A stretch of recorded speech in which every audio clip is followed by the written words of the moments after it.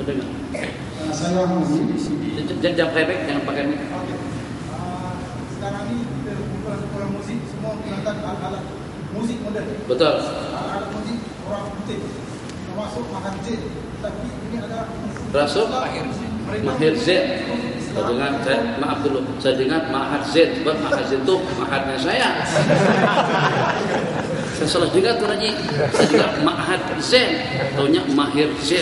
Z-nya sama, termasuk Mahir Z. kumpulan nasib tersebut semua menggunakan sekarang ini alat musik orang-orang putih. Betul. Jadi ikut pandangan konsep tadi lebih berat pada haram.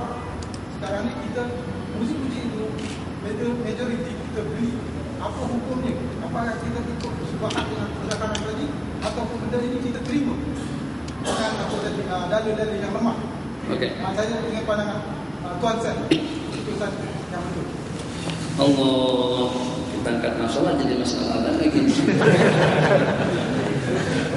Oke, Tuan Haji, terima kasih banyak. Rokok kan apa yang mengharamkan? Jadi fatwa daripada Jabatan Mufti Persekutuan, Mufti Kedah dan beberapa fatwa, bahkan saya pernah tengok fatwa daripada Mufti Mesir mengharamkan rokok.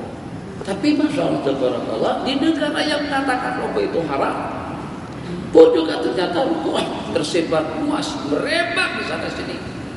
Di Indonesia Tuan Haji pada masa NU mengadakan muktamar tentang rokok, ulama terbagi pada 2 kelompok, bahkan bagi pada beberapa kelompok tentang rokok. Dia lebih kurangnya dengan musik, nanti ujungnya saya samakan. Ada ulama mengatakan merokok hukumnya wajib, ada ulama mengatakan merokok hukumnya haram, ada ulama mengatakan hukumnya makruh, dan ada pendapat mengatakan hukumnya sunat.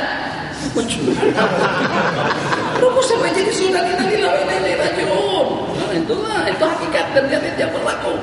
Jadi pendapat yang mengatakan wajib, kata dia, saya kalau tak merokok tak boleh kerja, saya tidak boleh pikir, saya boleh bicara kalau saya sambil merokok, saya boleh kerja kalau saya sambil merokok, kalau saya tak merokok saya tidak boleh kerja.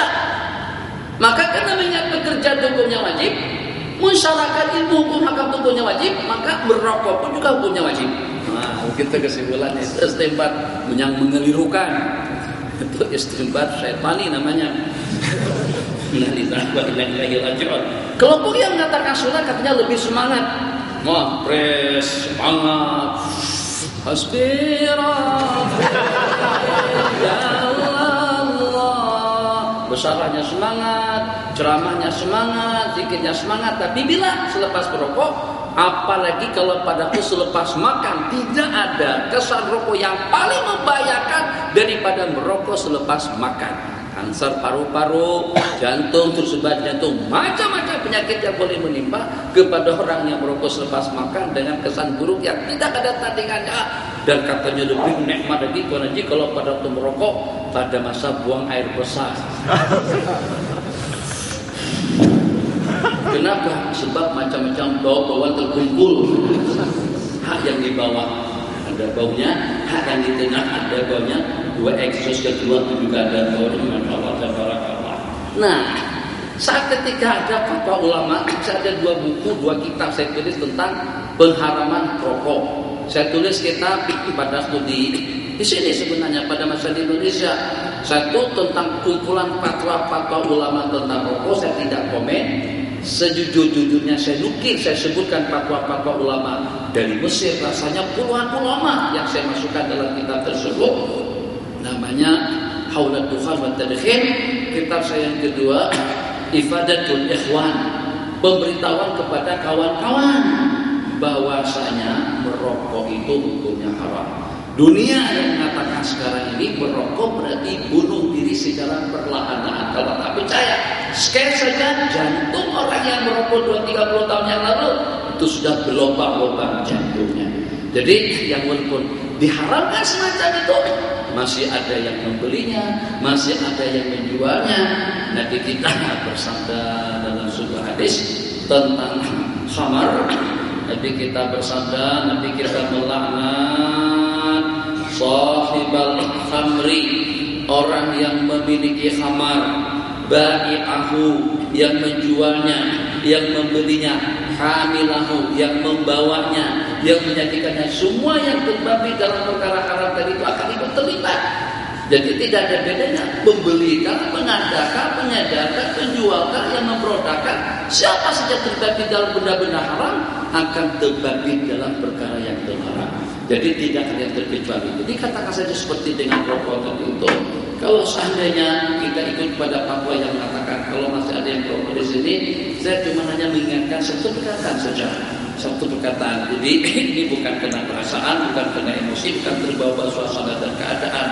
Fatwa beberapa ulama dan habaib dinukil dan disebutkan di dalam kitab yang Mustashidin. Di situ dinyatakan orang yang merokok kalau tidak bertobat daripada rokoknya, khifa alaihi su'ul khatimah, akan dikhawatirkan mati dengan su'ul khatimah. Syekh saya yakin dengan cerita tadi itu dengan Syekhuna Syekh Syekh mengatakan perokok berat itu terpaling daripada kiblat di dalam kuburnya. Itu kejadian-kejadian yang berlaku yang macam mana pun. Ya Allah ya Rahman Daniel, gudang garam, jarum, masyaallah tabarakallah. Ini 10 ringgit. Daniel 10 ringgit kan harganya atau 12 ringgit? 12 ringgit. Kita bakar di duit kan 10 ringgit. Kira-kira bagaimana? Mesti ada yang mengatakan, mesti ramai yang mengatakan kalau tidak semuanya tidak sehat kalau duit 10 RM tadi itu dibakar semacam itu. Itu hanya setakat membakar duit saja. Diambil majlis terus dia nyalakan. Seperti itu. Kita katakan orang itu tidak sehat, itu kena diantar ke hospital jiwa kalau sampai duit dirokokkan seperti itu. Pada saat dia merokok bukan setakat bakar duit, bakar kesehatan, bakar jantung, bakar janin. Kesannya kepada janin. Di Amerika pada tahun 80-an dikatakan tidak kurang daripada 400.000 orang meninggal dunia akibat kena merokok. Daripada 400.000 orang tadi itu 50.000 orang kalau bahasa Indonesia disebut dengan perokok pasif. Dia tak merokok tapi hanya terhidap, hanya tercium asap rokok orang yang merokok. Sekarang statistik yang berbicara pada tiap tahun tidak kurang daripada 5 juta manusia yang mati akibat kena merokok. Macam mana dikatakan merokok itu sunat hukumnya atau juga hukumnya makruh, atau juga apalagi kalau fatwa yang mengatakan hukumnya wajib. Itu terbalik betul dunia kalau sampai merokok dikatakan wajib. Jadi siapa saja yang terbabit dengan perkara terlarang tadi itu banyak sedikitnya akan terimbas, baik dengan kebaikannya atau juga dengan perkara-perkara yang sebaliknya. Waliyadzubillah. Ada lagi yang lain? Silakan Pak.